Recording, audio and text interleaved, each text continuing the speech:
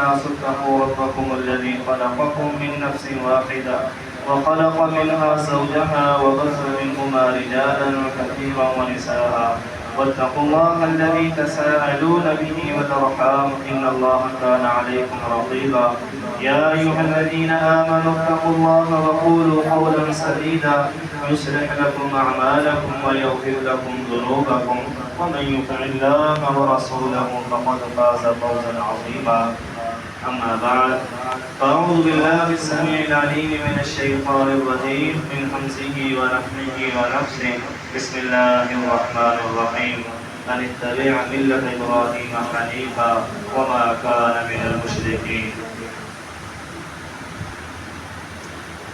آج ہم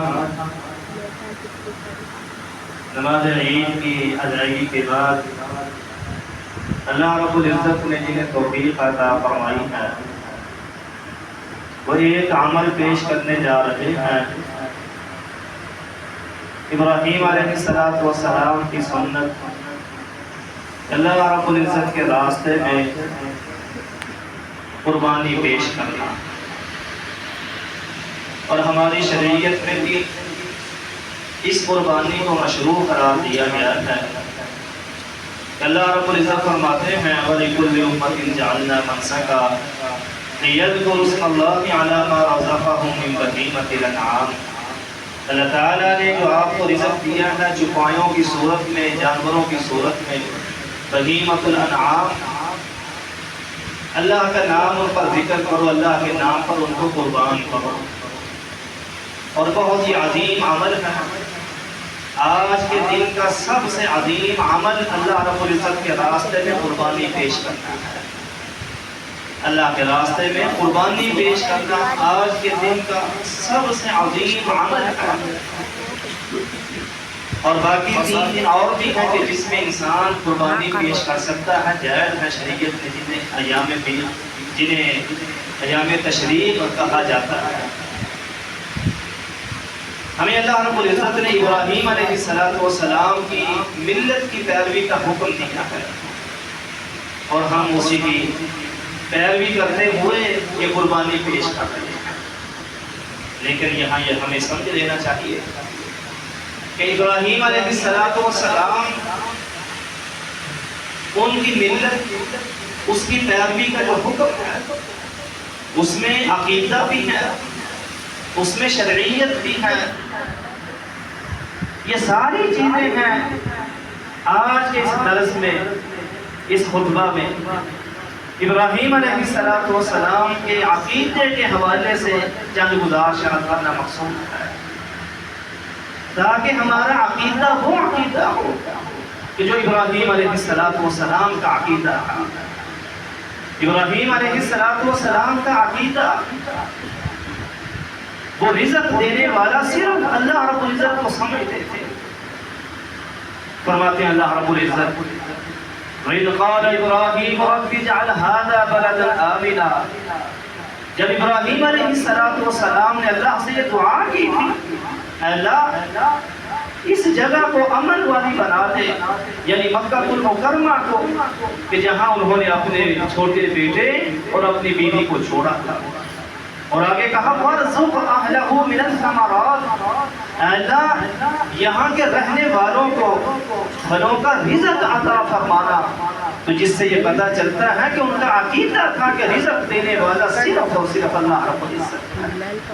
ابراہیم علیہ السلام دوسرے مقام پہ آتا ہے، فرماتے ہیں کہ وَالَّذِي هُوَ يُطْعِمُنِي وَيَسْقِينِ. میرا رب وہ ہے جو مجھے کھلاتا ہے، جو مجھے پلاتا ہے.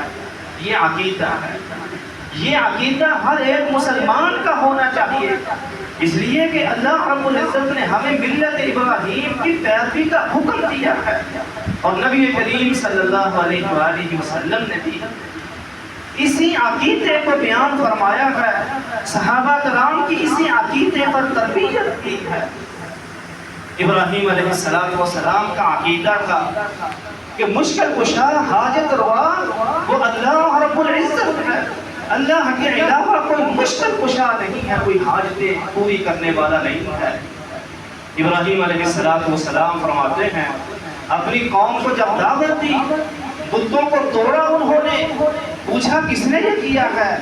کہنے لگے کہ یہ بڑے نے کیا ہے. ان سے پوچھ لو. فَاسْأَلُوهُمْ إِنْ كَانُوا يَنْطِقُونَ فَرَجَعُوا إِلَىٰ أَنفُسِهِمْ فَقَالُوا إِنَّكُمْ أَنْتُمْ فَرَجَعُوا إِلَىٰ أَنفُسِهِمْ. وہ جو ہے وہ اپنے افسوس اور اپنی حسرت اور ندامت کی طرف پلٹے. کہتے ہیں کہ ابراہیم جانتا ہے کہ یہ جو ہے نا یہ جب بولتے نہیں ہیں. فرمایا اُفٍّ لَكُمْ وَلِمَا تَعْبُدُونَ مِن دُونِ اللَّهِ أَفَلَا تَعْقِلُونَ. پھر افسوس ہے کہ اللہ کو چھوڑ کر جن کی تم عبادت کرتے ہو تمہیں کوئی عقل شعور نہیں ہے. افلا تعقلون. اور آگے فرمایا کہ او ينفعونکم او یضرون کہ یہ وہ ہیں کہ جو نہ تمہیں نفع پہنچاتے ہیں نہ تمہیں نقصان پہنچاتے ہیں. نفع کا مالک بھی اللہ رب العزت ہے اور نقصان بھی اسی کی طرف سے ہے. لیکن یہ انسان کے اپنے گناہوں کے نتیجے میں ہے.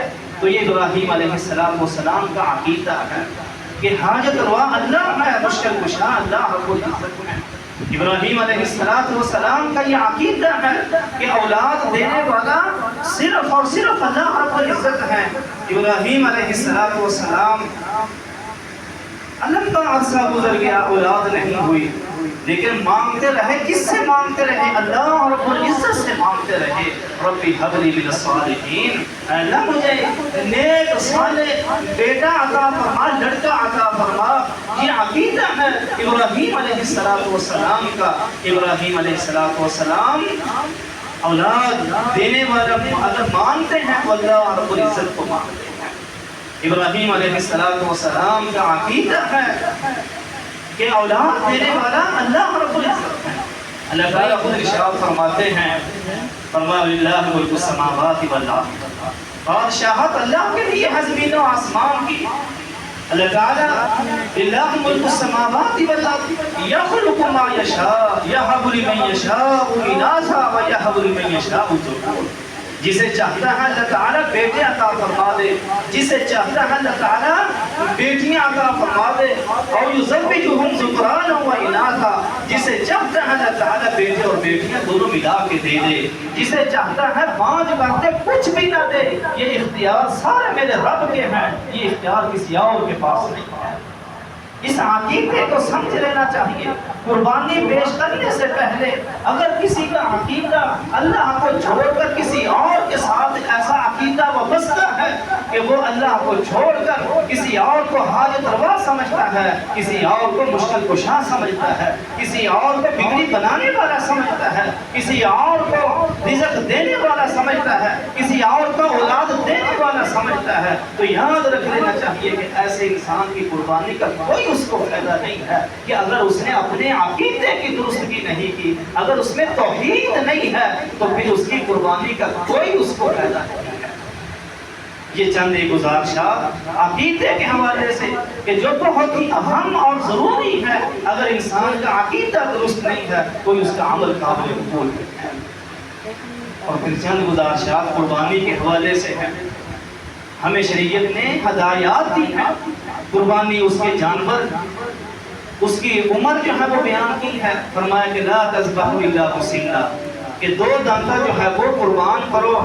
الا ان یعصر علیکم فتذبحوا جزعۃ من الغنم, ہاں اگر جو ہے وہ مشکل ہے, مل نہیں رہا, پھر بھیڑ کی نسل سے, دمبا بھیڑ کی نسل سے 1 سال کا جو کھیرا ہے, 1 سال کا جانور بھی قربان کیا جا سکتا ہے. لیکن بکرا, اونٹ اور گائے جو ہے اس کے لیے شرط 2 دانتا ہونا ہے, مسنّا ہونا اس کے لیے شرط ہے.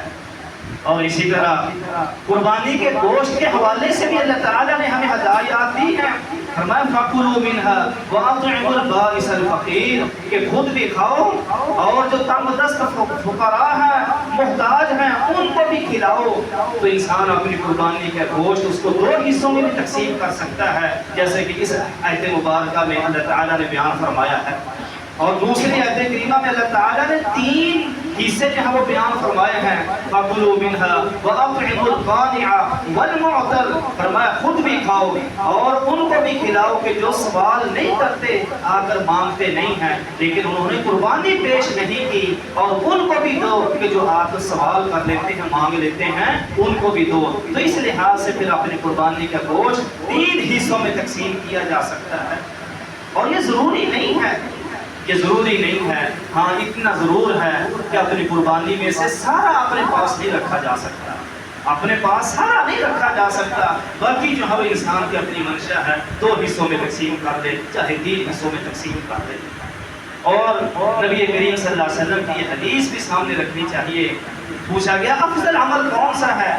فرمایا کہ کسی مسلمان کو خوشی پہنچانا، اس موقع پر، خوشی کے اس موقع پر اپنے ان بھائیوں کو ضرور یاد رکھنا چاہیے کہ جنہوں نے قربانیاں نہیں پیش کی، عزیز و اقارب میں، محلے میں، کہ انسان ان کو خوشی پہنچائے، کہ ان تک یہ تحفہ پہنچائے۔ آج کے دن یہ قربانی کا جو گوشت ہے تو ان تک یہ تحفہ پہنچانا تو یہ جو ہے ضروری ہے، اس لیے کہ یہ بہترین عمل ہے اور ان کا خیال رکھنا شریعت نے ہمیں اس کی تعلیم دی ہے۔ تو یہ چند ایک گزارشات تھی اس کے حوالے سے۔